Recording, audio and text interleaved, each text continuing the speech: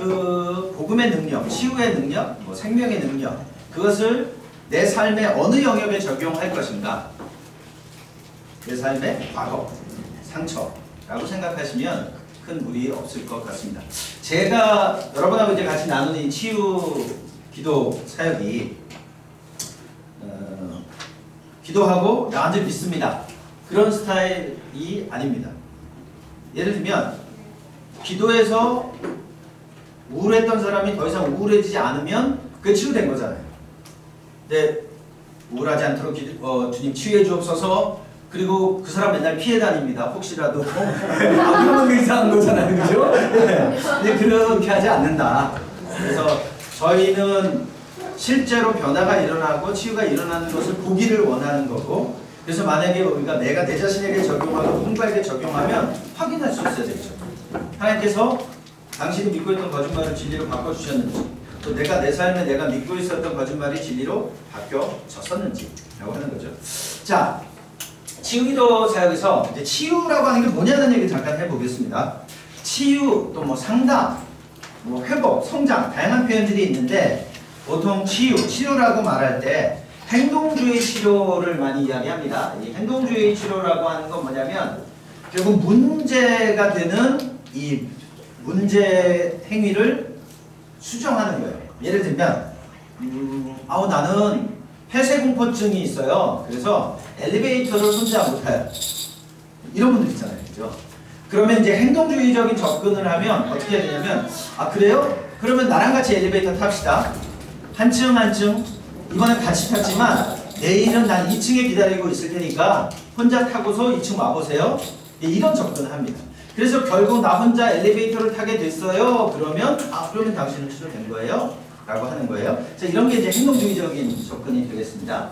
어떻게 보면 교회에서나 선교단체에서 제일 많이 사용하는 방법이지 않을까요?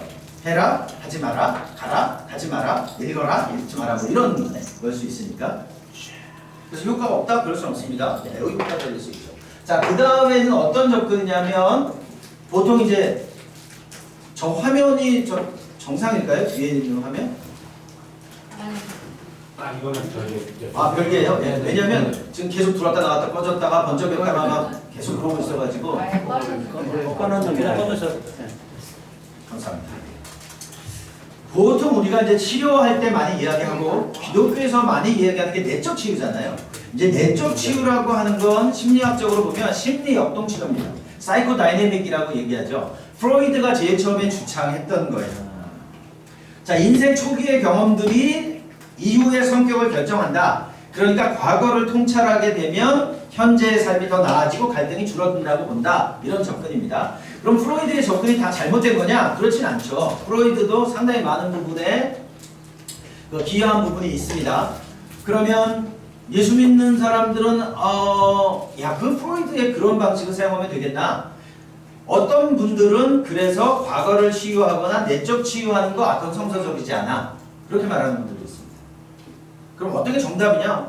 저는 정답이 없는 것 같아요. 왜냐하면 심리 역동 치료 중에 어떤 부분들은 우리가 차용해서 쓸 수 있는 부분이 있고 어떤 부분은 말도 안 되는 부분들도 있고 한 거기 때문이죠. 이건 마치 이스라엘 백성들이 출애굽을 합니다. 출애굽을 하면서 이제 애굽 사람들 입장에서는 얘네들 계속 이러고 있다가 우리 다 죽겠다. 우리 아들들 다 죽고 막 이러는 거 아니야? 니네 빨리 가. 니네 수고했으니까 금은버도 좀 주고 지금까지 모아놓은 거 다 가지고 가. 그래서 갑니다. 자, 가서 중간에 이제 모세가 하나님께 기도하러 가죠. 금식 기도하러 갑니다. 산에 올라가요. 올라가서 기도하는 가운데 하나님께서 이제 십계명을 돌에다가 써주시죠. 돌에다 써주시고. 자, 그 상황에 이스라엘 백성들은 좀 당황스러웠어요. 왜냐면 리더가 갑자기 어느 날 기도한다고 산에 가고 없으니까 이거 큰일 났다. 이러다가 우리 다 죽겠는데? 200만 명 넘는데? 그래서 가만 보니까 저 이방 사람들은 보니까 다 신들을 하나씩 다 만들어 놓고 그걸 따르던데? 그럼 우리도 하나님을 만들어야지. 사실은 우상을 만들려고 했던 건 아니에요. 하나님은 이런 모습이야 라고 생각한 거죠. 그래서 송아지, 금으로 송아지를 만듭니다. 금송아지를 만들고 막 예배하고 춤추고 난리를 친 거예요. 그런데 이제 모세가 그 상황에서 내려와서 보니까 와, 어떻게 이렇게 할 수 있지? 너무 열이 받은 거예요. 사실 모세가 굉장히 분노 많은 사람입니다. 그래서 사실 모세가 분노 때문에 또 사람도 하나 죽이고 도망 다니고 그러던 사람 아니에요? 근데 여기서 모세가 또 분노를 어떻게 표현하냐면 너무 화가 나가지고 들고 내려왔던 10계명 2개를 확 깨버립니다. 하나님 굉장히 당황하시고 야 그건 아니지 그건 내가 들려준 건데 그대로 깨버린 거지. 이런 상황이 된 거죠. 그만큼 분노가 지금 이 자기 조절을 할 수 없는 상황이 된 거예요. 이 뇌로 말하면 변형계가 뇌 전체를 통제하게 된 거예요. 건강하면 뭐 오늘 내일 뭐 말씀드리겠지만 우리가 좀 건강하면 전두엽이 뇌 전체를 잘 조절합니다. 근데 건강하지 않은 상태일 때 변형계나 뇌 다른 부위가 우리 뇌 전체를 통제하게 되면 건강하게 반응할 수가 없게 되는 거예요. 하나님 사랑하고 사람 사랑하는 사람들을 보니까 전두엽이 잘 발달되어져 있다. 그 얘기 나중에 좀 할게요. 자, 그래서 이제 송아지, 금송아지 딱 갈아가지고 다 강에 뿌려버리고 막 이런 일이 되죠. 자, 그리고 두 번째에 모세가 또 기도하러 올라갑니다. 기도하러 올라갔더니 그때 하나님께서 성막을 보여주시죠. 어떻게 성막을 만들어라. 그래서 내려와서 사람들한테 야 이제 우리 성막 만들 거니까 이렇게 만들 거야. 그랬더니 사람들이 이제 금은부화를 다 내놓습니다. 그것으로 성막을 만듭니다. 자, 그러면 첫 번째 금송아지 만들었던 금은 어디서 났을까요? 애굽에서 갖고 왔겠죠. 두 번째 성막을 만들었던 금은 어디서 났을까요? 애굽에서 났겠죠. 같은 금인데 그 금 가지고 우상을 만들 거냐, 그 금 가지고 성전을 만들 거냐의 차이입니다. 그래서 예수 믿는 사람들이 먼저 발견하지 않고 예수 안 믿는 사람들이 먼저 영적 원리를 발견했을 수 있어요. 진리를 발견했을 수 있어요. 그럴 수 있잖아요. 그러나 그게 진리라고 한다면 우리는 받아들일 수 있다. 하나님의 것이니까. 그렇죠? 그런 의미로 이해하시면 되지 않겠나 싶습니다. 그래서 오늘 내일 저희 접근은 조금 더 과거에 집중되어져 있고 과거의 상처 안에 뿌리 박혀 있는 거짓말들을 진리로 바꾸는 사역이다. 그럼에도 불구하고 치유라고 하는 건 다양한 방식의 접근이 있다. 자, 감정을 바꾸는 것, 보통 경험주의 치료라고 얘기하죠. 자, 경험주의는 현상학적, 인본주의적, 존재론적 심리치료다. 현재 감정에 초점을 맞추고 있다. 자, 그래서 보통 이제 우리가 상처받았어요, 나 문제가 있어요 라고 하면 문제를 드러내는 가장 일반적인 방식이 뭐예요? 정서입니다. 감정이에요. 나 불안해요. 나 우울해요. 두려워요. 한단 말이에요. 자, 근데 이 인본주의적인 심리치료 대표적인 학자가 칼 로저스인데 이 인본주의라는 말이 세속주의라는 말은 아니에요. 세상적이라는 말은 아니에요. 사람의 감정을 중요하게 여긴다 이런 의미예요. 칼 로저스는 좋은 그리스도인이었습니다. 이 사람은 선교사가 되고 싶어 했어요. 자, 그랬는데 보니까 자기의 성격이나 재능이 선교사보다는 사람들의 내면을 다루고 상담하는 게 더 효과적이라는 걸 알게 됐어요. 그래서 선교지 갔다 돌아와서 심리치료자가 됩니다. 자, 보통 이제 우리나라에서 이 칼 로저스의 심리치료를 하는 대부분의 사람들이 제일 많이 하는 말 뭘까요? 그랬구나. 요거 3년 5년 합니다. 가면 아이고 그랬구나. 아이고 힘들었겠네. 아, 그렇지. 왜냐하면 계속해서 공감해 주는 걸 통해서 자기의 존재를 내가 같이 있는 사람이네. 나 이런 감정을 느낄 수 있는 사람이네. 그럴 수 있는 거구나를 해주는 거예요. 근데 이제 문제는 뭐냐면 3년, 5년씩 상담을 받으려면 비용이 너무 많이 들잖아요. 그러니까 사실 효과적으로 볼 때는 상당히 발달하기는 쉽지 않습니다. 그러니까 미국에서 제일 많이 발달하는 심리치료는 단기치료예요. 10번? 15번 끝나는 거. 왜? 이건 보험 커버가 되니까. 그렇지 않으면 쉽지 않은 거죠. 자, 그러면 어떤 게 더 효과적인 거야? 미국에서 연구를 했어요. 어떤 치료 방식이 더 효과적인 거냐. 근데 재미있게도 행동을 바꾸는 거나 과거를 치유하거나 감정을 바꾸는 거나 다 효과가 있었어요. 그러니까 어느 게 더 좋은 거야 라고 얘기할 수는 없는 것 같습니다. 각 사람의 상황에 따라서 접근해 갈 수 있겠죠. 자, 그리고 나서 좀 늦게 발전한 치료 방식 중에 하나가 생각을 바꾸는 치료입니다. 보통 인지치료 또는 합리적인 정서행동치료 이런 건데요. 여러분도 이번 학교 가운데 배우시게 되는 주제입니다. 이거의 대표적인 사람 중에 하나가 알버트 애리스라는 사람이거든요. 이 사람은 원래 정신분석을 하던 사람이에요. 여러분 그 영화 같은 거 보시면 긴 의자에 사람 앉혀놓고 뒤에 앉아가지고 지금 무슨 생각 들어요? 자유롭게 생각해보세요. 무슨 꿈을 꿨어요? 뭐 이런 거 하잖아요. 그게 보통 이제 정신분석하는 사람들이 그렇게 합니다. 1950년대 당연히 전 세계는 이 정신분석이 가장 주된 치료 방식이었어요. 자, 근데 이 알버트 앨리스가 보니까 분명히 상담실에서 치유가 됐는데 집에 가면 옛날로 돌아가는 거야. 이게 뭐지? 왜 치료가 된 것 같은데 집에 가면 다시 옛날로 돌아갈까? 아하, 사람들의 문제를 보니까 이게 그런 문제가 아니구나. 무의식의 문제 이런 게 아니고 생각의 문제구나. 생각을 바꿔야 되겠구나. 그래서 합리적인 REBT라고 그러죠. 합리적인 정서행동 치료를 시작합니다. 자, 시작하고 나서 사람들이 이제 치료되기 시작했어요. 근데 문제가 생겼습니다. 주류 심리학계에서는 쟤 이상한 애다. 이상한 이론을 갖고 왔어. 사람들은 현혹해. 저 라이센스 뺏고 쫓아내야 돼. 이런 시간들을 겪습니다. 자, 이런 시간들을 겪어오면서 2026년 지금은 심리치료에서 가장 큰 기둥을 두 개 말한다. 그러면 알버트 앨리스의 합리적인 정서행동 치료, 또 하나는 심리역동치료라고 말할 수 있습니다. 그만큼 지금은 완전히 주류가 되어진 치료 방식이죠. 그러면 성서적으로 보면 어떠냐? 예, 성경은 수없이 많은 방식으로 설명하기를 생각을 바꾸라고 얘기합니다. 로마서 12장 1절 2절 너희는 이 세대를 본받지 말고 생각을 새롭게 함으로 변화를 받아라. 우리말로는 마음을 새롭게 함으로 라고 나와 있죠. 헬라어 단어는 누스라는 단어를 쓰는데 생각이라는 단어입니다. 생각을 새롭게 함으로 변화를 받아야 된다. 예수 믿는 사람들에게 로마 교회의 사도 바울이 쓴 편지란 말이에요. 안 믿는 사람들한테 쓴 게 아닙니다. 그리스도인들인데도 불구하고 성숙하지가 않아. 세상 사람들하고 비슷하게 살아가. 왜 그런가 봤더니 생각이 옛날 생각 그대로 사네. 세속적인 생각, 세상 사람들하고 비슷하게 생각하고 사네. 그 생각을 바꿔야 돼. 에베소서 옛사람을 벗어버리고 심령을 새롭게 함으로 새 사람인 거라. 마인드 오브 스피릿. 마찬가지죠. 생각을 새롭게 하라 라고 말씀하십니다.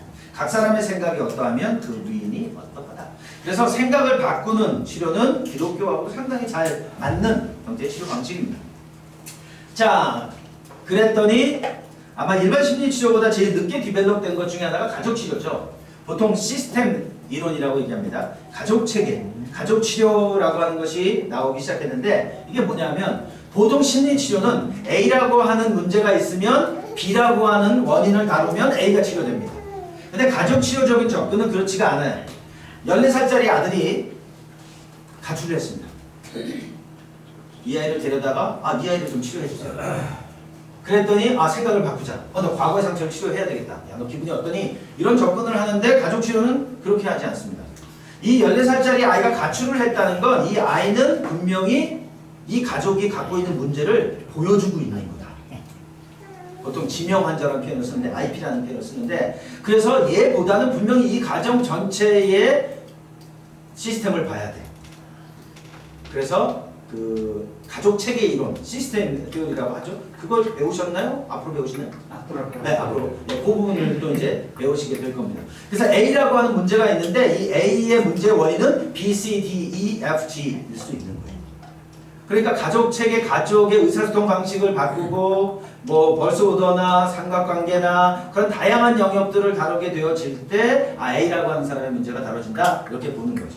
실제로는 알코올 중독자인 아버지의 문제가 다뤄질 때 이 아들이 치료되어질 수 있다 뭐 이렇게 볼 수도 있고요. 자, 그걸 가만히 보고 있던 가만히 보고 있던 의사들이 그럽니다. 정신과 의사들이 사실 그게 문제가 아니에요. 사람들을 보니까 사람들 문제는 내 문제야, 내 문제. 그래서 호르몬의 문제이기 때문에 약을 써서 신경 전달 물질을 좀 조절할 수 있어야 돼. 과활성화되면 좀 눌러주고 활성화되지 않으면 활성화할 수 있도록 도와주고 그렇게 해야 돼 라고 하는 거죠. 근데 이게 사실 1970년대 이전에는 정신과 의사들이 거의 다 심리치료를 했어요. 근데 지금은 뭐 의사분들 정신과 의사 만나면 아마 길어야 한 1분 30초? 상당히 오래 만난다 그러면 10분 15분 정도? 비용이 좀 달라지겠지만 그럽니다. 왜 그랬을까요? 뭐라고요? 약을만 맞습니다. 70년대 이전엔 약이 없었던 거예요. 약이 개발되지가 않은 거예요. 근데 지금은 약을 쓰는 게 상담 한 시간, 2시간 하는 것보다 훨씬 효과적이더라. 의사들 입장에서는 그래서 약을 줍니다. 제가 이제 해외에서 어느 목사님 부부에게 전화를 받았어요. 딸을 좀 치료하고 싶다. 근데 보니까 20대 중반이에요. 20대 중반에 조현병. 요새는 옛날에는 정신분열이라고 얘기했어요. 그리고 언제 그러면 이런 증상이 나타났어요? 중학교 때. 근데 중학교 때부터 26살 때까지 뭐 했어요? 기도했어요.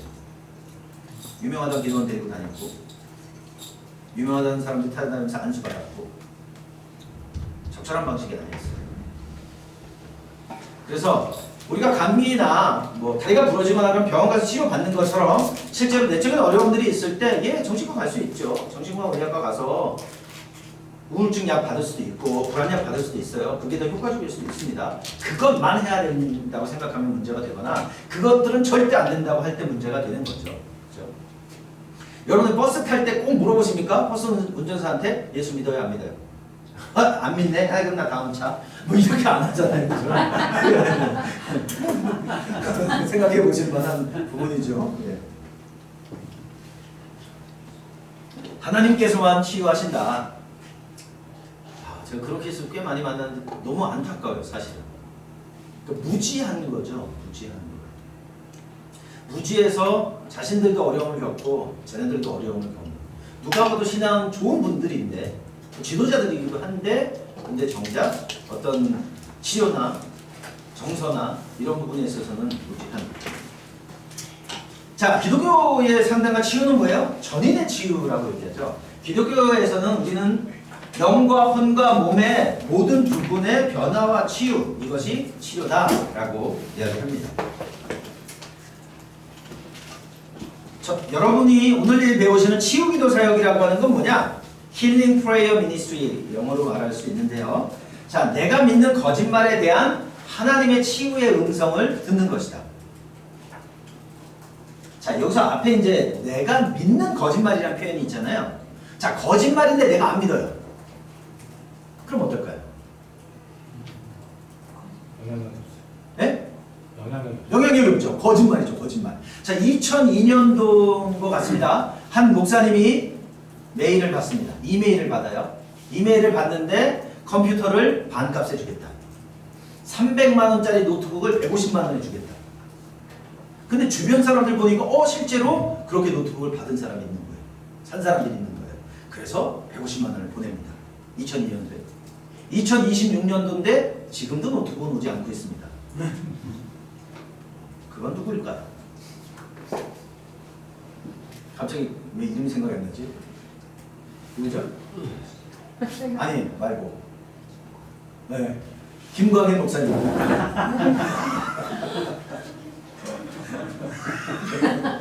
이게 막 살아나지 않아요? 아는 분이 그런 일을 겪으니까. 자, 또 한 사람 비슷한 상황이 있었어요. 이번에 저한테 문자가 왔어요. 메일이 왔어요. 근데 마침 그 목사님도 컴퓨터를 사야 된대요. 그래요? 그럼 여기 연락해서 싸게 준다니까 사보세요. 그리고 연락했어요. 연락을 했더니 돈을 보내면 이렇게 보내준다 그러는데요. 그렇게 하지 말고 그럼 가서 내가 돈 주고 노트북을 바로 받아오는, 그렇게 하는 게 좋겠다. 그래서 그렇게 하기로 했어요. 그래서 토요일 날 서초동 쪽에 있는 무슨 터미널 있죠. 거기 전자제품도 팔고 하는데 거기까지 갔어요. 근데 또 그 앞에 전화가 왔어요. 아이고 지금 물건이 안 와가지고 월요일 날 보내주겠다고 돈 보내라고 그러더래요. 그래서 그러면 내가 월요일 날 다시 오겠다. 자, 그리고 그 주말에 이제 사고가 터진 거예요. 그게 사기 사이트인 거예요.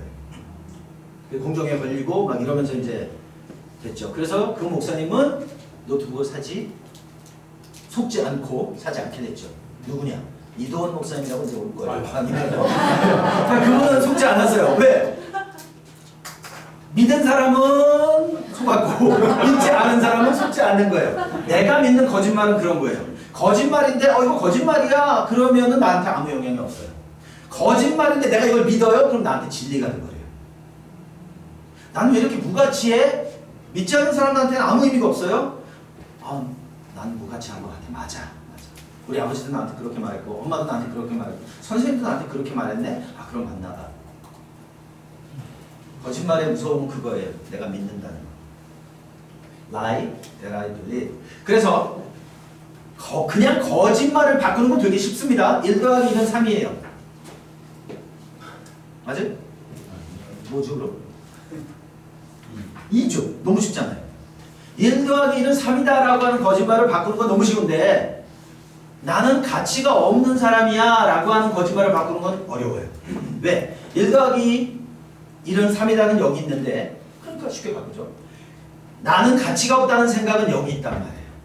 여러분이 인생에 자극을 딱 받잖아요. 자극을 딱 받으면 여러분이 공부한 도서관에 있는 책들을 꺼내보면서 아 이게 이거구나 이거 그렇게 하지 않아요. 자극을 딱 받으면 내 인생의 도서관으로 가는 게 아니라 내 인생의 경험으로 가요. 아 내가 이런 경험을 했었는데 아 그래 맞아 나 그런 사람이네. 자 그래서 이런 거짓말들이 우리 인생의 여러 경험들을 통해서 우리의 마음 가운데 심겨집니다. 신경에 자리 잡게 되고 단기 기억 장기 기억으로 뇌 안에 기록되어져요. 그랬다가 자극을 받으면 현재 나타나는 거예요. 믿어지는 거죠. 자 그래서 보통 우리가 의지적으로 1 더하기 1은 3 아니고 2입니다. 그러면 해결됐어요. 근데 내 마음의 문제는 내가 믿는 거짓말은 의지로 해결이 안 된다는 거예요. 의지에 넘어와 있다는 거예요. 무의식이나 잠재의식에 있는 거죠. 제식으로 말하면 깊이 뿌리 박혀 있는 거예요. 그러니까 어떻게 해요? 힘으로도 능으로도 되지 않는 거예요. 그래서 어떻게 해야 돼요? 하나님께서 우리를 치유하시도록 기도할 때, 회복해 주시도록 기도할 때 내가 믿고 있는 거짓말들이 사라지고 하나님의 진리가 내 마음에 다시 자리 잡게 되어지더라. 지우기도 사역이라고 하는 건 또 뭐냐? 하나님 아버지의 사랑을 경험하는 것이다. 하나님께서 우리를 치유하실 때 우리를 진리로 자유케 해 주실 뿐만 아니라 하나님의 사랑을 우리에게 부어주셔서 한 번도 경험하지 못했던 안정감을 우리의 삶에 부어주시는 거죠. 제가 거듭나고 난 다음에 하나님 앞에 그런 기도했습니다. 하나님, 나 사랑하신다면서요. 나 사랑하신다고 하셨는데 실제로 제 삶을 보면 제 과거를 보니까 너무 상처가 많아요. 제가 8살 때 저희 어머니가 저희 아버지의 그 폭력을 피해서 도망가셨어요. 부부싸움을 하시면 주로 아버지가 이제 폭력을 행하셨는데 그날은 폭행을 당하다가 어머니가 도망가시는데 아버지가 칼을 던졌대요. 그러니까 문에 칼이 딱 꽂혔대요. 아 내가 여기 있다가 죽겠구나. 짐을 막 챙겨서 가셨어요. 자 근데 제 입장에서는 그건 엄마 입장이고 제 입장에서는 엄마가 날 버린 거예요. 그리고 제가 20대 중반이 돼서 제 친어머니를 다시 만났어요. 지금은 이제 소천 하셨는데 그러니까 제 삶에 말하려면 너무 많은 아픔들이 있는 거예요. 할머니가 저를 키워주셨고 아버지는 뭐 가끔 집에 오시고 하나님 나 사랑하셨다는데 도대체 내 삶에 왜 이런 일들이에요. 제가 방배국민학교라는 데를 다녔거든요. 사당동에 살았어요. 그러다가 개봉동으로 이사 갔어요. 지금 광명시라고 하죠. 그래서 이제 거기서 학교를 다녀야 되는데 전학을 안 시켜주는 거예요. 왜? 귀찮아서. 거기서 저는 버스 타고 국민학교 3학년짜리가 버스 타고 다니는 거예요. 내릴 때 못 내려갖고 막 울면 처장 누나가 30원 주면 건너가서 또 타고 가고 너무 피곤하고 막 지치니까 운전석 옆에 보면 그 엔진룸이 있었잖아요. 예, 그 레자 이렇게 돼 있는데 거기서 막 이렇게 자고 가고 그럼 누가 깨워요. 왜 깨우나 봤더니 제가 그 중학생 형 가방에 침을 막 이렇게 나르려고 그러니까 손수거 내밀고 닦고 그러니까 그런 일들이 막 주마등처럼 막 기억나면서 하나님 나 정말 너무 불쌍한 거 아니에요? 도대체 하나님 날 사랑하셨다는 건 뭐예요? 이렇게 되는 거죠. 이제 그렇게 기도할 때 하나님이 제게 뭐라고 말씀하셨냐면 조연아 네가 이 땅 가운데 태어난 것은 너희 부모의 선택이 아니야. 내가 너를 보낸 거야. 그래서 넌 고아가 아니야. 저를 20몇 년 동안 괴롭혀왔던 난 고아처럼 살았는데요. 그러니까 사람들에게 난 고아처럼 살았어요. 내 과거 얘기하면 벌써 눈물이 글썽었어. 왜? 내가 생각해도 내가 너무 불쌍하니까. 근데 하나님께서 제 마음에 진리를 사랑을 부어주시는데 너 고아 아니야. 그 음성을 들은 그날부터 저는 제가 제 자신을 한 번도 고아라고 생각해 본 적이 없어요. 그리고 사람들과 제가 뭐 외로울 수도 있고 그런 여러 가지 상황들이 있지만 제 안에 흔들리지 않는 기반이 있는 거예요. 하나님이 나를 어떻게 사랑하시는지. 그렇죠? 그래서 하나님이 우리를 치유하신다라고 말씀하실 때는 하나님의 사랑이 부어지고 하나님의 진리가 우리 안에 채워지고 예수님 그러시죠. 율법은 모세로부터 왔고 은혜와 진리는 예수 그리스도로부터 왔다. 예수님은 은혜와 진리가 충만한 분이시다. 하나님은 은혜와 진리가 충만한 분이세요. 그 은혜와 진리가 충만한 걸 예수님에게 주세요. 그리고 그 예수님은 성령을 통해서 우리 마음에 하나님 사랑을 부어주시고 진리를 우리 안에 깨닫게 하시고 진리로 자유케 하시고. 그래서 저는 그리스도인의 삶에서 가장 이 중요한 균형적인 삶은 은혜와 진리의 삶이라고 생각해요. 개인적으로. 가장 성숙한 사람의 삶의 모습이기도 하고. 자, 만약에 은혜가 있는데 진리가 없어요. 그럼 어떻게 되죠? 질문입니다. 자, 은혜는 있는데 진리가 없으면 방종하게 되죠. 기준이 없잖아요. 그죠? 모든 게 다, 여러분 그 교회에서 그런 거 많이 하죠. 은혜로 합시다. 그게 무슨 말이냐면 대충 합시다. 그 원래 은혜의 의미가 아니에요. 그죠? 그래서 은혜만 있고 진리가 없다면 방종하게 되는데 만약에 진리는 있는데 은혜가 없어요. 그럼 어떻게 돼요? 율법적이게 되죠. 그래서 저는 경직된 거, 고집을 싫어하는 이유가 사실 저는 되게 고집스러운 사람이었어요. 근데 지금 시간이 지나고 나서 보니까 너무 미성숙했던 제 20대를 볼 수 있는 거죠. 하나에 딱 꽂히면 그것만 길이고 진리라고 생각했어요. 제 20대는 워치만 이로 꽉 차 있었어요. 너무너무 그 사람을 좋아해가지고. 그래서 그 사람의 발자취를 찾아서 저는 그 교회 뭐죠? 지방교회 찾아가고 지방교회에서 하는 복음서원에 가고 복음서원에 가서 우리나라에 아직 나오지도 않은 워치만이 전집이 60권인데 그걸 몇 년 전에 예약해 놓고 그리고 그때만 해도 생명의 말씀사에서 미국에 있는 복음서원의 워치만의 책을 번역해서 한국어로 했거든요. 근데 워치만이 전집은 대만에 있는 복음서원 걸 했어요. 그러니까 훨씬 원서에 가깝죠. 그 한자로 돼 있는 걸 했으니까. 그러니까 저는 그것만 너무 진리라고 생각하니까 신학교 다닐 때 교수님하고 싸웠어요 맨날. 그 교수님이 볼 때는 쟤는 도대체 뭐지 저거? 근데 저는 정말 그거라고 생각했거든요. 근데 너무 경직된 거죠. 그런 삶을 살아왔어요. 그럴 수 있다가 저는 너무 어려웠던 시간들. 자, 그런데 하나님 말씀 안에서 은혜와 진리를 발견하면서 이 균형이라는 게 얼마나 중요한 건지. 그래서 은혜와 진리 가운데 있게 되면 유연하게 되고 균형 있게 되는 거죠. 이것만이 답이라고 말하지 않게 되는 거예요. 그래서 우리가 치유를 경험한다라고 하는 건 하나님의 은혜와 진리가 우리 안에 장착되는 거죠. 채워지는 거예요. 예수님께서 가지고 계셨던 그 은혜와 진리가 우리 안에 채워지고 그러니까 우리가 그런 삶을 살아갈 수 있게 되어지더라.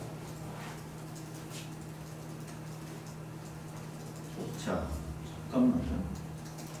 와우. 아, 자,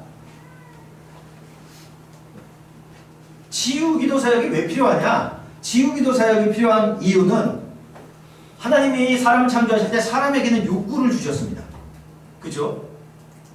욕구를 주신 게 잘못된 건 아니잖아요. 여러분 그 자아가 죽어야 된다. 그런 말 우리 많이 듣죠. 자아가 죽는다는 건 뭐예요? 자아를 늘어뜨려갖고 부러뜨리면 되나? 자아가 죽는다? 네? 자, 자아가 죽는다는 거를 저는 꽤 오랫동안 고민했습니다. 왜냐면 워치만리의 주된 사상 중에 하나가 자아가 죽는 거예요. 그러니까 이 자아가 죽는다는 게 뭐냐? 그래서 이 자아가 죽는 걸 잘못 추종하게 되면 자아가 죽는 게 아니라 내가 죽어요.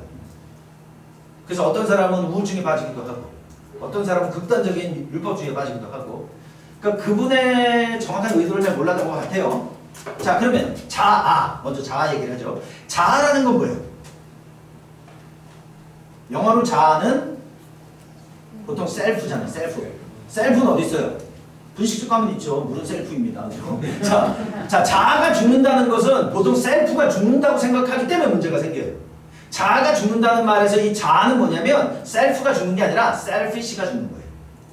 자기 중심성, 이기적인 마음, 그것이 죽어서 예수 그리스도 중심의 삶을 살아가는 것이 자아가 죽는 거예요. 다시 말하면 자아가 죽어도 내가 좋아하는 게 있어요. 내가 먹고 싶은 게 있고 내가 가고 싶은 게 있고 사고 싶은 게 있어요. 잘못되지 않았다는 거예요. 왜? 그 욕구를 하나님이 주셨으니까.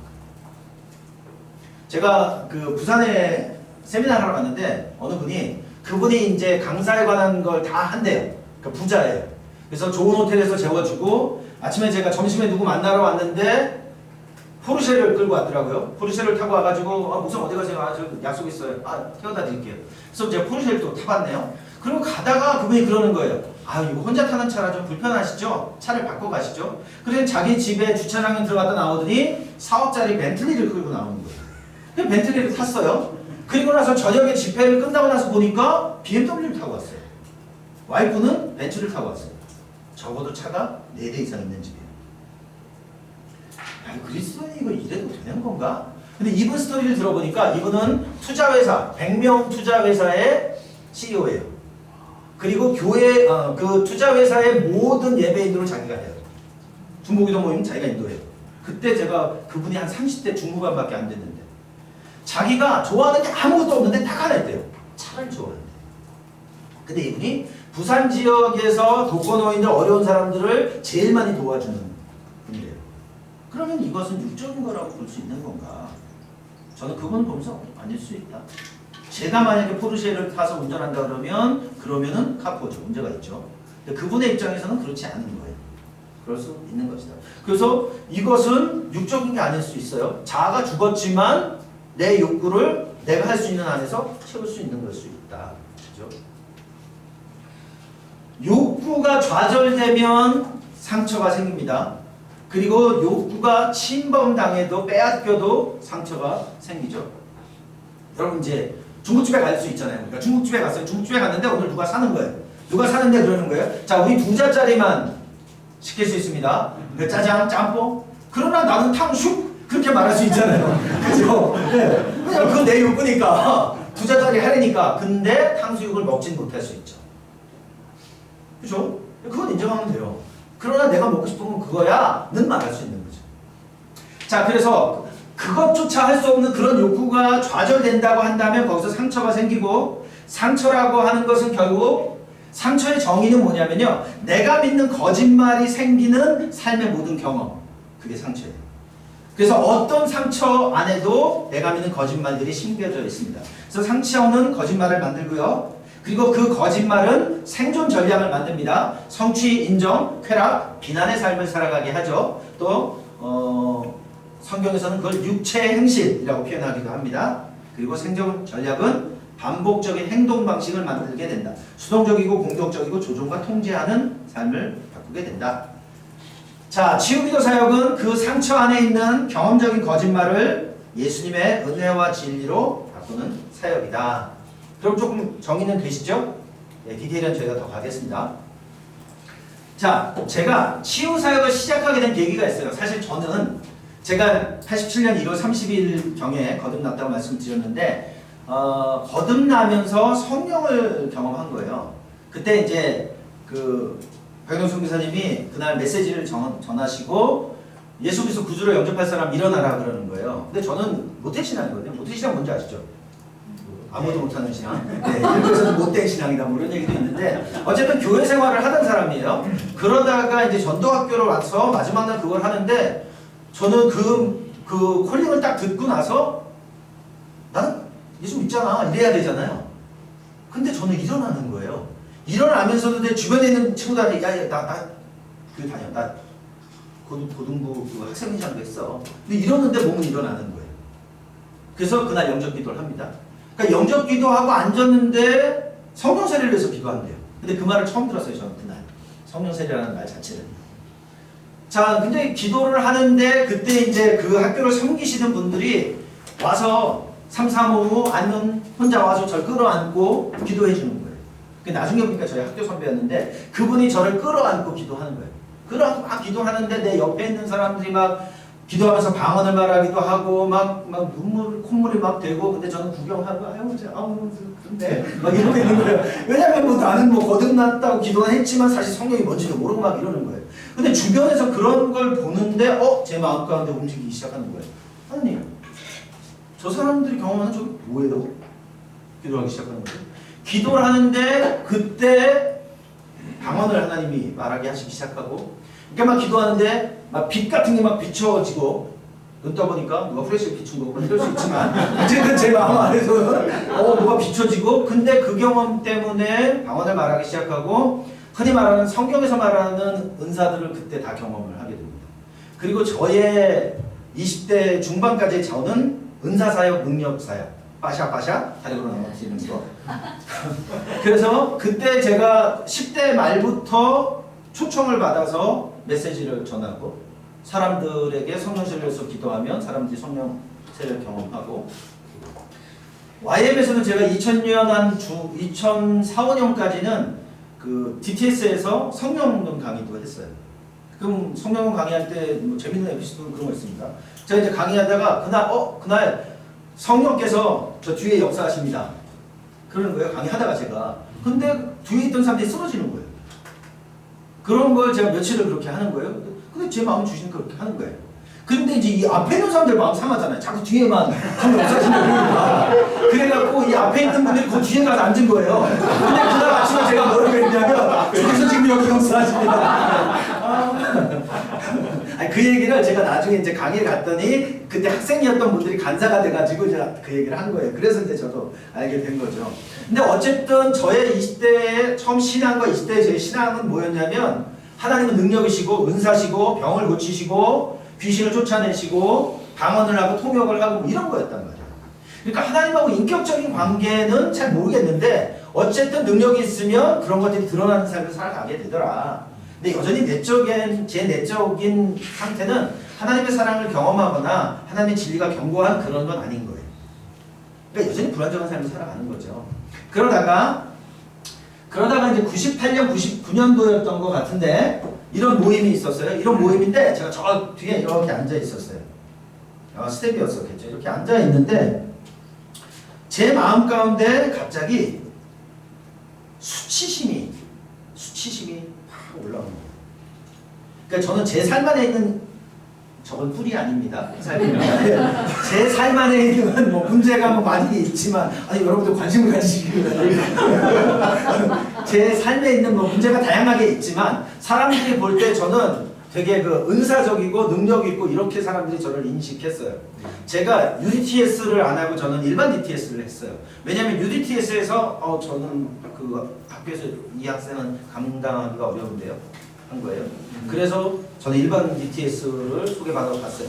일반 DTS에서 2, 3주 지나가는데 간사님들이 밥 먹으면서 뭐라 그러냐면 똑같네요. 보통 사람들은. 무슨 말씀이세요? 얘기 들었다는 거예요.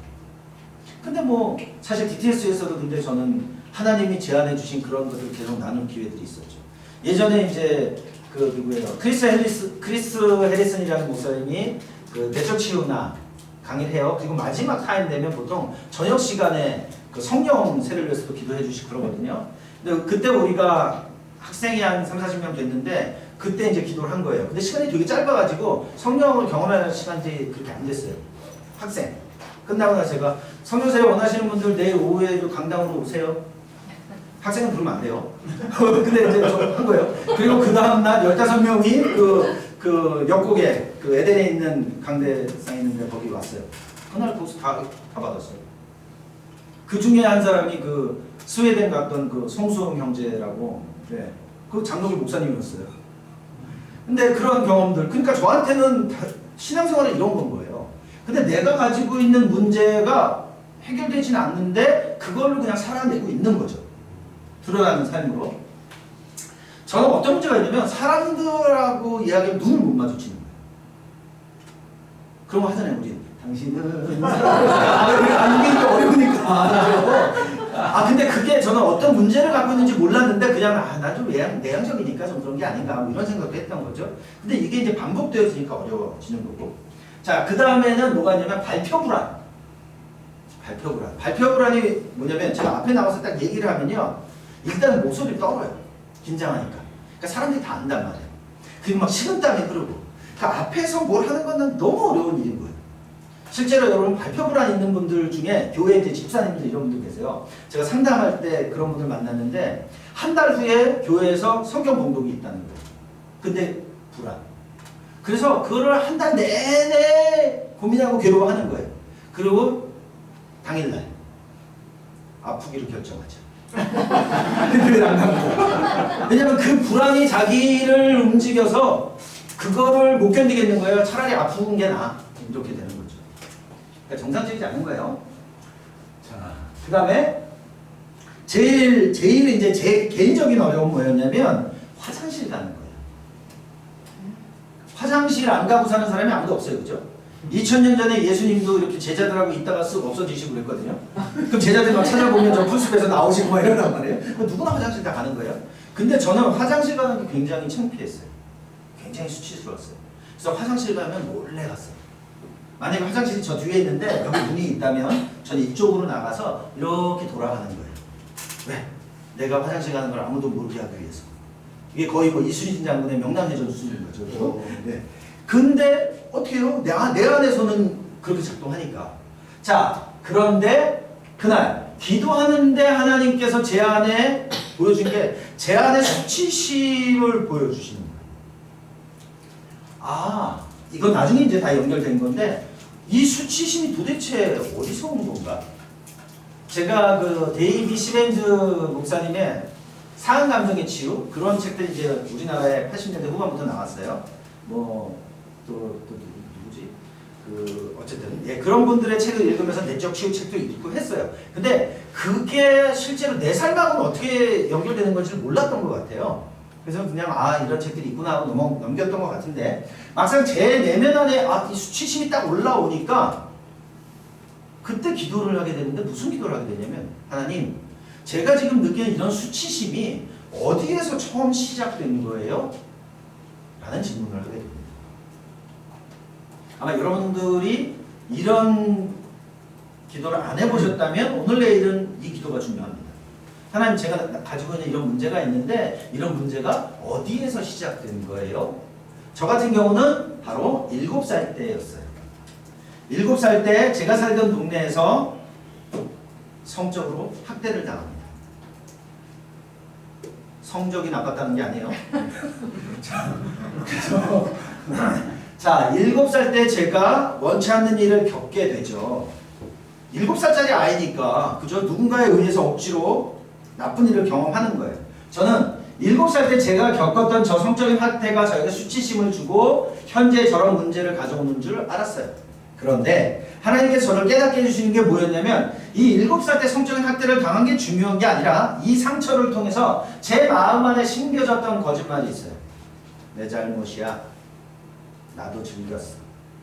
아니 7살짜리 아이가 누군가로부터 피해자가 됐는데 정작 내가 느끼는 건 내 잘못이고 나도 즐겼어 라고 하는 거짓말을 믿게 되어졌다는 거예요.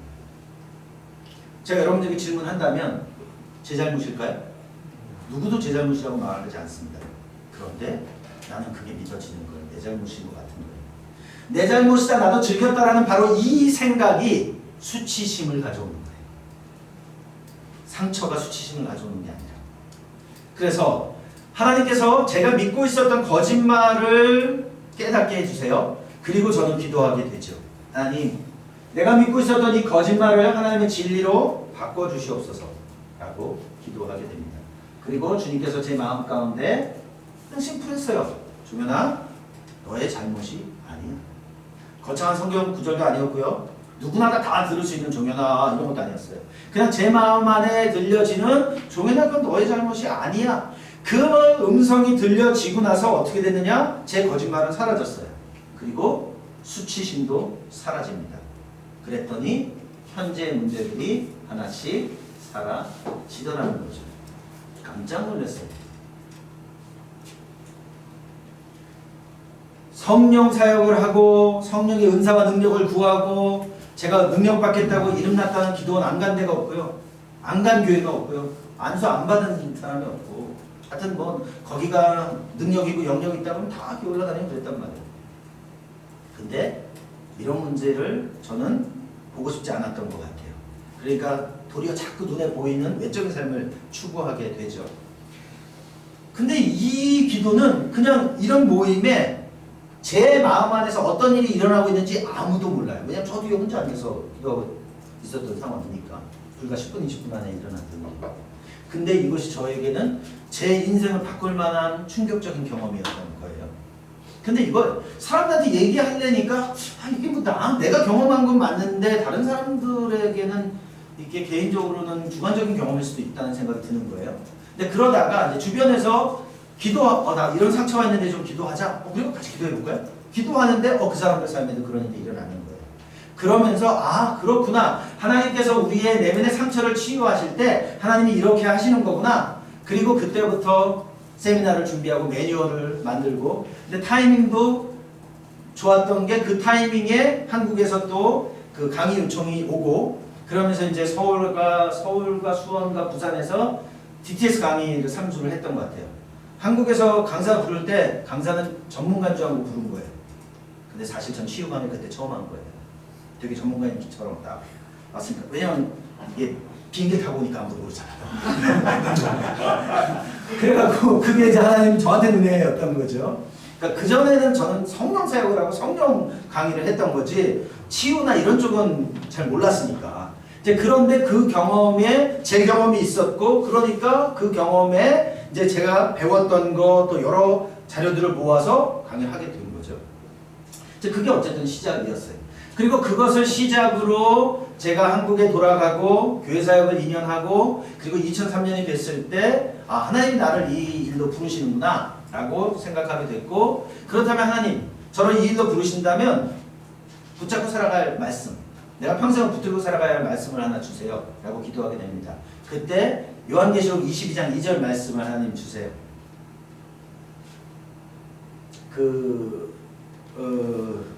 정확한 말씀이 생각이 안 나네. 혹시 찾아서 한번 읽어주실래요? 요한계시록 22장 2절.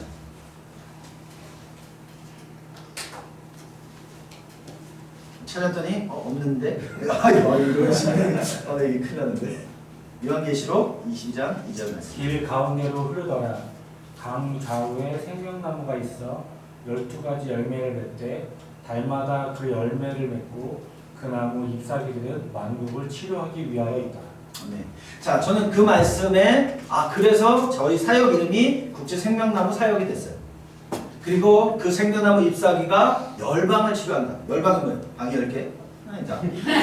당나라와 족속과 백성과 방언이다.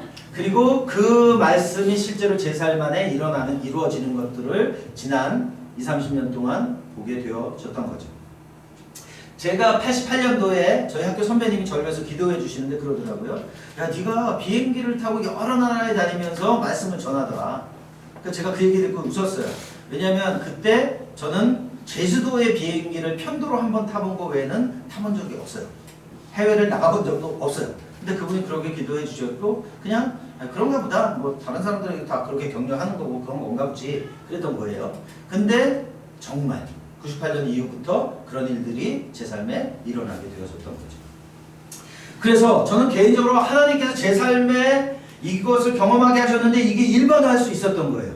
다른 사람들의 삶에도 동일하게 내가 믿는 거짓말들이 있고, 그 거짓말들이 하나님의 진리와 사랑으로 변화될 때 회복이 일어나더라는 거죠. 삶의 변화가 일어나서 주변 사람들이 알게 되더라는 거죠. 우울하던 사람들이 더 이상 우울하지 않게 되고, 수치스러움에 괴로워하던 사람이 자기 자신을 인정하고 용납하게 되고. 그렇죠? 자, 제가 하나님에 대해서 오해했던 것 중에 하나가 이런 거였던 것 같아요. 하나님 사랑을 받으려면 내가 열심히 사역해야 돼. 공부해야 되고, 성경 말씀 보고, 기도하고. 제가 89년 6월에 군대를 갔는데, 군대 가기 전에 제가 거의 한 6개월 이상을 작정 기도를 했거든요. 작정 기도를 하면서 군 선교를 위해서. 그래서 실제로 저는 군대에 선교하러 간다고 생각했어요. 그래서 가서 열심히 복음 전하고. 근데 나중에 보니까 그 동기들이 다 뭐였었냐면, 내가 그렇게 열심히 살아가면 하나님이 나를 더 사랑해 주실 것 같은 거예요. 근데 진실을 알게 되니까 그게 아니에요. 내가 아무리 노력해도요, 하나님 사랑을 더 받을 수가 없어요. 내가 아무리 인생을 개판 쳐도 하나님 사랑을 덜 받을 수가 없어요. 하나님의 사랑은 내 힘과 노력에 관계 없는 거죠. 그러니까 그걸 깨달아야 우리가 신앙생활을 잘할 수 있어요. 종교생활 안 하고 신앙생활 할 수 있어요. 즐거이 헌신할 수 있어요. 억지로 하지 않고. 그래서 우리가 치유가 되어진다라고 하는 것은 결국 치유가 되어지면 신분과 사명과 사랑과 관계가 회복되어지는 거예요. 치유되어져서 나는 비전을 찾게 되고, 치유되어지니까 내가 누군지 알게 되고, 치유되어지니까 내가 일 중심적인 삶을 사는 게 아니라 관계 중심적인 삶을 살아가게 되고 하는 거죠. 자, 어때요? 아, 여러분 거 좀 다르죠? 네. 아, 제가 다른 거 드렸어요. 아, 이걸로 그냥 보세요. 자, 지금 아버지가 어머니가 있고 아이가 있는 것 같은데 아이를 좀 신체적으로 학대하는 것 같아요. 제가요, 아버지랑 어렸을 때 식사하는 거 굉장히 어려웠거든요. 왜냐면 아버지가 가끔 오셨어요. 가끔 오시면 아버지랑 저랑 대화하는 시간은 유일하게 밥 먹는 시간이 있거든요. 근데 밥 먹을 때 처음에는 말로 하시고 그 다음에 숟가락 치시고 그 다음에 밥상 엎고 그 다음에 맞는 거예요. 그러니까 아버지랑 밥 먹는 건 저한테 너무 고통스러운 거였죠. 그러니까 최대한 아버지랑 밥 먹지 않을 수 있는 방법을 찾아야 되고 다른 사람들은 집에 가면 쉬는 거고 행복한 건데 저는 집에 가는 게 너무 싫었어요. 그래서 어떻게든지 집을 안 가려고 노력했고 그러니까 제가 결혼하고서 저는 너무너무 좋았던 게 뭐냐면 집을 너무 좋아하게 되는 거예요. 그런 저를 제 아내는 안 좋아할 수 있지만 근데 저는 집이 너무 좋고 그래서 세미나를 하고 나면은 제가 제일 좋은 건 이제 집에 간다 집에 간다. 집에 가서 아이도 있고 아내가 있고 너무 좋은 거죠. 근데 제가 자랐던 제 삶의 시간의 집은 보통인 거예요. 아픔인 거예요. 가지 않았으면 좋겠는 거예요. 제게 발달되어졌던 그 방어기제 중에 하나가 뭐냐면 체인징 서브젝이라고 하는데 이게 대화하다가 제가 불편한 대화 주제가 나오면 싹 바꾸는 거예요. 그게 왜 그러냐면 제가 어렸을 때부터 친구들하고 가정 얘기하면 전 할 얘기가 없어요. 제가 결손 가정에서 자랐다는 걸 아무도 몰라요. 왜? 아버지도 집에 안 계시고 어머니 돌아가셨고 연세 많이 드신 할머니가 키워주시니까. 근데 친구들 제가 서초국민학교 서초중학교 나왔거든요. 흔히 옛날에 파락군이라고 하는데 그러니까 기본적으로 다 사는데 문제 없고 가정도 다 좋아요. 그러니까 이 친구들이 만나면 맨날 어디 갔어, 먹었어, 놀았어 이거란 말이에요. 근데 나는 그 친구하고 할 얘기 없어요. 놀러 가본 적 없고 맛있는 거 먹어본 적 없고 제가 10대에 지금은 이제 그 밀가루 음식들 먹는데 저는 칼국수, 수제비 먹지 않았어요. 칼국수와 수제비는 고통의 음식이에요. 왜냐면 가난하니까 옛날에 영세민이라고 했거든요. 동사무소에서 배급이라고 그러죠. 그 밀가루 같은 거 타다 먹는 거예요. 어렸을 때는 몰랐지만. 근데 돈이 없으니까 할머니가 이스트라고 그러죠. 이스트를 넣어서 빵을 부풀려야 되잖아요. 이스트를 거의 넣지 않은 빵. 딱딱한 빵. 그걸 먹으면 난 너무 먹기 싫고 맨날 수제비 먹고 칼국수 싫고 그래서 제가 이제 세미나나 집회를 다니면서 칼국수 먹으러 가자고 하고 수제비 먹자고 그러면 제 마음에서 올라와요. 아니, 나는 그게 고통의 음식인데 이게 손님을 대접받는 걸 그걸 주는 거야? 하게 되는 거죠. 제 백그라운드에서 나오는 거예요. 자, 이 아이가 식사를 하는 과정 가운데 이런 일을 겪으면서 기분이 어떨까요?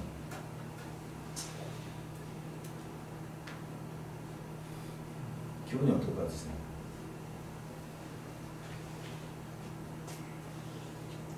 이런 경험이 반복된다면 뭘 느낄까요? 분노를 해줄 수도 있어요. 어느 분이 그랬어요. 저랑 그 성교사님이었는데 자기는 어른이 되면 자기 아버지를 죽이겠다고 생각했대요. 왜 그랬나 봤더니 아버지가 군인 출신이었는데 자녀들이 잘못하면 옷을 다 벗겨가지고 매달았대요. 그리고 때렸대. 이게 무슨 전쟁 영화 같은데 나오는 얘기인데 친아버지가 자기 그렇게 한 거예요. 근데 어른 되면 아버지 죽일 거야. 극도의 분노가 있는 거죠. 그럴 수 있어요. 아마 이렇게 신체적인 학대를 당하면서 내가 분명히 뭔가 문제가 있는 거 아닌가? 그런 생각이 들 수도 있어요. 수치심이 들 수도 있고 두려움이 들 수도 있겠죠. 무슨 생각을 하게 될까요? 아까 그분 같은 경우는 내가 아버지를 어린이 되면 죽일 거야. 이런 일이 반복되면서 낮은 자존감을 갖게 될 수도 있겠죠. 아버지가 나를 이렇게 하는 거 보면 내가 분명히 문제가 있을 거고요. 자, 신체 반응, 몸은 어떻게 느낄까요?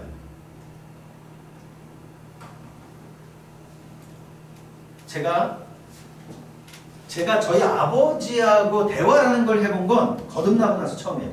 왜냐면 거듭나기 전에는 얘만 있으니까. 아버지가 무서운 분이니까요. 뭐 때리고 하니까. 근데 예수 믿고 나니까 참 그 성령께서 믿음과 용기를 주셔서 저희 아버지는 그 유교적인 분이에요. 그래서 그 할아버지 돌아가신 뭐라 그러죠? 제사 지내고 성묘를 한단 말이에요. 근데 제가 딱 거듭나고 나니까 바로 못 하겠는 거예요. 그래서 성묘하러 딱 갔는데 그때 이제 지금 분당이죠. 성남에 공원묘지가 있었거든요. 거기에 가서 이제 성묘를 하는데 제가 못하겠습니다. 저희 아버지가 아무 말도 안 하는 거예요. 그러더니 제 동생하고 뭐 성묘하고 이렇게 하더니 그리고 집에 갔죠. 집에 가서 어떻게 됐느냐? 문 딱 걸어 잠그고 죽을 때까지 맞았어요. 그리고 지금도 여기 맞다가 이제 벽에 부딪혀갖고 거울이 깨지고 지금도 여기 찢어진 자국이 있거든요. 그런 거예요. 근데 그게 좀 무섭지 않은 거예요. 그리고 그날 바로 옷 다 찢겨지고 나와가지고 옷 하나 입고 오산이 금식기도 들어가서 일주일 동안 기도합니다. 그리고 집에 전화했어요. 저희 새어머니죠. 전화했더니 아버지가 오라 그러는데요. 갔어요. 근데 아버지가 별 얘기가 없는 거예요. 난리가 날 줄 알았는데. 알고 보니까 그 일주일 동안 점을 치고 오신 거예요. 저에 대해서. 그랬더니 그 또 점쟁이가 또 용한가 봐요. 걔는 그 길로 가게 둬야 된다. 거참 미안해요. 그래서 자, 저는 저희 아버지 예수 믿기 전에 저희 아버지 앞에만 가면 떨어요. 그런데다가 말을 더듬어요. 왜? 말 조금만 더듬으면 날라오고 그러니까요. 그러니까 경직되죠. 아버지랑 비슷한 사람을 만나도 전 경직돼요. 지금 이제 소천하셨는데 브루스 리치필드라고 하는 분이 계세요. 저희 아버지랑 느낌이 되게 비슷한 분이에요. 그래서 저는 그분을 피해 다녔어요. 불편한 거죠. 왜 굳이 불편한데, 그죠? 근데 어느 날 주차장에서 만난 거예요. 그 부르는 거예요. 왜냐면 제가 자꾸 피해 다니니까 아는 거죠. 뭐라고? 제시야, 너 왜 그러냐? 왜 피해 다니면서 뭐 사실은 우리 아버지랑 너무 비슷해요. 그때 막 웃는 거예요. 그러니까 왜 그런지 아는 거죠. 그러더니 그 다음부터 만나면 저를 안아주는 거예요. 근데 그게 효과가 있는 거예요. 그러니까 하나님께서 그렇게 하시는 것 같아요. 우리가 이제 480이 제가 얘기하는 것 중에 하나는 하나님이 우리 가운데 부어주신 게 나눠지는 방식이 뭐 여러 가지가 있잖아요. 그렇죠? 대화일 수도 있고 있는데 그냥 만져주고 안아주는 것만으로도 하나님의 사랑이 흘러가고 흘러오더라. 그걸 누가 제일 잘했어요? 오늘 소천하신 분 얘기 많이 해야 되는데 잭윈터 목사님 같은 경우 그런 분이잖아요. 그분은 이제 아버지 사랑 세미나하고 집회한 다음에 수건 하나 딱 걸치고 안아주잖아요. 그럼 사람들이 정말 하나님이 안아주는 것 같은 경험을 한대요. 울기도 하고 정말 그 안에 그 결핍됐던 것들이 채워지기도 하고. 근데 이분은 그 은사 아니야. 누구에게나 하나님 그렇게 하시는 거야. 그래서 예전에 이제 대학부 모임에 오셔가지고 말씀을 전하신 다음에 간사들 다 나오라고 해서 그 잭윈터 목사님이 간사들을 한 번씩 안아줬어요. 그리고 난 다음에 가서 너희들 이같이 하라. 그날 난리 났죠. 그 모임에. 네. 간사님들이 안아주는데도 다 그런 일들이 일어나는 거예요. 하나님 하시는 일이죠. 옆으로 자꾸 흘러갑니다만은. 자, 문제는 이런 일들이 어떤 사람들은 신체적으로 겪고 어떤 사람은 정서적으로 겪고 어떤 사람은 성적으로 겪고 어떤 사람들은 뭐 다양한 방식으로 상처를 입는단 말이에요. 그러면 주님께서 이렇게 상처받은 아이를 어떻게 치유하시겠는가? 또 주님께서 치유하신다는 걸 우리는 어떻게 알 수 있는 거죠? 자, 주님께서 우리를 치유하는 방법은 첫 번째, 말씀을 들려주신다. 자, 말씀을 들려주신다는 말씀은 성경 구절을 들려주신다는 말씀이라기보다는 개인적인 음성을 들려주시는 거죠. 그래서 말씀을 들려주시는데 물론 뭐 성구를 주실 수도 있고 다양한 방식, 뭐 찬양을 떠오르게 하실 수도 있고 하세요. 근데 그건 저는 그 통틀어서 그냥 말씀이라고 표현한 거예요. 그래서 하나님께서 세미한 음성으로 각 사람에게 들려주실 수도 있고 다양한 방식으로 하신다.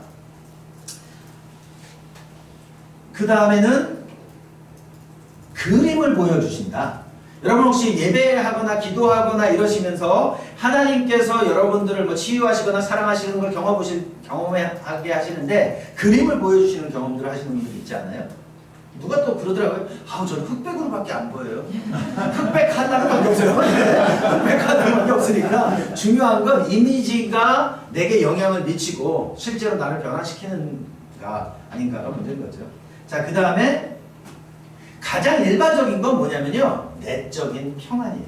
보이지도 않고 들리지도 않는 경우가 대부분이에요. 그런데 하나님, 제가 믿고 있는 이 거짓말이 있는데요. 주님 진리로 바꿔주세요. 하나님 사랑으로 채워주세요. 라고 기도할 때 내적인 평안을 갖게 됩니다. 유엔에서 유엔에서 이제 전 세계 정신 건강에 대한 연구를 하면서 정신적으로 건강한 게 뭐냐? 뭐라고 리서치 결과를 발표했냐면 심리적으로 평안한 거, 편안한 거, 피스한 거, 우리로 말하면 샬롬한 거라고 얘기하는 거죠. 그래서 우리가 치유되어진 걸 알 수 있는, 개인적으로 치유되어진 걸 알 수 있는 가장 기본적인 방법은요, 평안함입니다. 내가 가지고 있는 내적인 문제가 치유되어졌을 때 그 부분이 평안해야 돼. 여전히 불안하고 우울하고 두렵고 수치스럽고 외롭고 거절감을 느낀다? 치유가 안 된 거죠. 그러나 보는 거 듣는 것이 중요한 건 아니다 말씀드렸어요. 내적인 평안함. 예레미야 6장 16절에 보면 야 너희가 가던 길을 멈춰. 계속 그렇게 가면 안 돼. 가던 길을 멈추고 옛 길로 ancient path로 돌아와. 그렇게 되면 옛 길로 다시 돌아오면 너희를 평안하게 해줘. 거기서 말하는 평안은 마르고아라는 단어를 쓰거든요. 신구약 통틀어서 딱 한 번 나오는 단어예요. 그리고 예수님은 뭐라고 말씀하세요? 예수님께서 사람들에게 예수님 인생이 문제를 갖고 있어요. 주님 이런 문제가 있어요. 부푼구가 있어요. 어떻게 하면 좋아요? 이렇게 할 때 예수님께서 우리의 문제를 해결하는 방법은 두 가지입니다. 첫 번째, 잠잠하라. 상황을 바꿔주실 때가 있어요. 두 번째, 상황이 그대로인데 세상이 줄 수 없는 평안을 주십니다. 언제 사용하시는지 어떤 걸 사용하시는지 우리는 몰라요. 그러나 아는 건 주님께서 우리의 내적인 평안을 주신다라고 하는 거죠. 자, 그 다음에 치유의 임재가 느껴진다. 여러분들 치유의 임재를 경험해 보시는 때가 언제일까요? 예배일 수도 있고요. 또 개인적으로 기도하실 때도 있고 다양할 때 있잖아요. 그러니까 요게 치유의 임재라는 거를 여러분이 느끼셨을 만한 상황은 뭐였냐면, 또는 여러분의 자녀들이 느껴보셨을 만한 상황, 여러분 자녀들이 이제 집에서 방에서 문 걸어 잠그고 컴퓨터 게임을 만나 미친 듯이 몰입하는 거예요. 정말 정신없이 집중해서 하고 있는 거예요. 근데 엄마가 들어온 거죠. 엄마가 들어와서 뒤에서 딱 이렇게 보고 있는 거예요. 게임에 그렇게 집중하고 있는데 뭔가 느낌이 있어. 느낌이 있어. 딱 돌아가더니 엄마가 거기 있어요. 임재는 이런 겁니다. 여러분들이 이제 하나님 앞에 예배하고 기도하고 막 기다리는데 뭔가 그런 느낌이 있는데 영적인 거죠. 그럴 수 있어요. 그래서 근데 그 치유의 임재가 느껴졌다는 게 중요하다기보다는 그런 임재를 통해서 삶의 변화가 일어날 때, 여러분들 교회 가시면 이런 분들이 있어요. 안수할 때마다 쓰러지는 분들이 있어요. 그 안수할 때마다 자기는 천국을 보고 왔다는 분들도 있고 떼고떼고 부르고. 부산에 그 아주 유명한 그 예언 사역하는 분이 계세요. 아주 디테일해요. 자, 근데 그분을 제가 나중에 알게 된 게 뭐냐면, 제가 이제 그분도 개인적으로 교제를 하고 이러다가 제가 호주를 가게 될 때 그분하고 제가 이제 교회 사역할 때인데 교회에서 그분에게 전화 통화를 했더니 그분이 저를 위해서 기도를 해준 거예요. 기도를 해주는 내용 중에 하나가 뭐냐면 제가 해외 나가서 결혼하게 될 거다. 그런 얘기를 한 거예요. 그런가 보다. 그리고 몇 가지 얘기를 했어요. 그래서 그냥 그런가 보다라고 잊어버렸죠. 근데 그 실제로 이제 그런 일이 일어났고, 중요한 건 그러다가 이제 나중에 제가 그분이 있는 교회, 대형 교회인데 그 교회에 세미나를 하러 갔다가 그분에 대한 얘기를 듣게 됐어요. 교회에서 인정받지 못하는 예언 사역을 하고 여러 가지 은사 사역을 하는데 그 부분에 있어서는 분명히 탁월함이 있는데 삶에 있어서는 열매가 없는 거예요. 제가 되게 안타까웠고 그랬었는데, 자, 안수받고 떼굴떼굴 구를 수도 있고 통역을 할 수도 있고 별거 다 할 수 있어요. 근데 성령의 열매를 맺지 못한다라고 한다면 그것은 사실 치유되었다라고 볼 수 없는 거죠. 그래서 중요한 건 결과로 얘기한다, 삶으로 이야기한다. 그런 거 있잖아요. GTS 마치고 난 다음에 이제 받은 은혜가 막 그냥 100% 차가지고 온처럼 한국에 다니면서 야, 나 진짜 많이 변하지 않았냐? 교회 가서도 막 그렇게 한단 말이에요. 그럴수록 안 변했을 가능성이 많아요. 주변이 알아요. 주변이 알죠. 변하면. 너 이상한데 달라졌는데? 야, 너 무슨 일 있었냐? 그래? 나도 좀 거기 가보자. 그런 거 아니에요. 그죠? 보통 이제 관계전도라는 게 그런 건데. 자, 내적인 감각의 변화가 생긴다. 우리가 이제 상처를 위해서 내일 이제 같이 기도할 텐데요. 상처가 치유되어지도록 기도할 때 보면 이런 분들이 있으세요. 치유 기도를 하고 났더니 치유되고 났더니 그 상처 기억이 없어졌어. 치유되면 기억이 없어져야 되는 거예요. 그렇지 않습니다. 뇌는 그런 식으로 기능하지 않아요.